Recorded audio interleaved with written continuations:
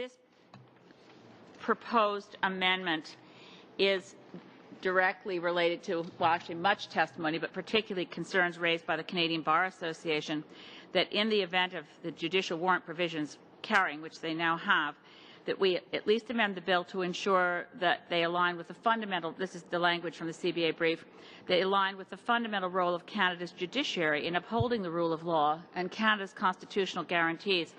They point out some of the real weaknesses with the process, which is why this is so important as an amendment, that in this judicial constitutional breach procedure, no third parties will be able to make submissions. The ultimate court decision will be unavailable to the public due to confidential security information. No party will be able to appeal the decision. It is untenable that the infringement of charter rights is open to debate in secret proceedings where only the government is represented. A close quote from the Canadian Bar Association, and therefore I'm suggesting that we amend the end of clause 44, replacing line 25 with the determine that the measures proposed to be taken are consistent with the rule of law and the principles of fundamental justice. Ms. May seemed to have a touching faith in the Canadian Bar Association, but others of us have been members of various bar associations. I've been one, and I have quite a different opinion. It's disappointing to see the Green Party continue to attempt to put more barriers in the way of protecting Canadian society against terrorism and terrorist threats. Now, here's another example.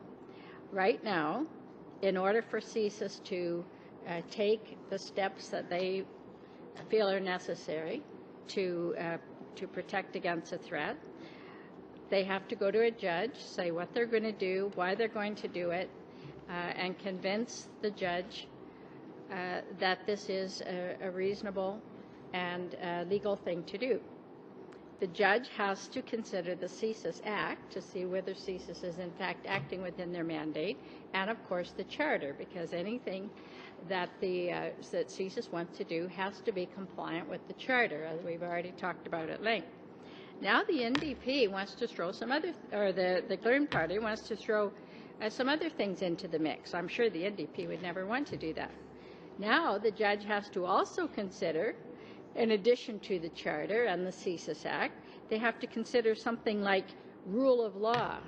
They have to consider things like principles of fundamental justice, whatever that is. I mean, you know, if the Green Party had their way, there would be such a morass of opinions and considerations that action would be pretty much at a stalemate. I strongly disagree with the Canadian Bar Association in this, and I've been a member of the bar, and I strongly disagree with this amendment. I would just mention briefly, since I'm not allowed to respond earlier, that the Green Party is very concerned to appropriately and responsibly address any terrorist threats. We are not putting barriers in the way of protecting Canadians, but we do like to protect Canadian rights and freedoms.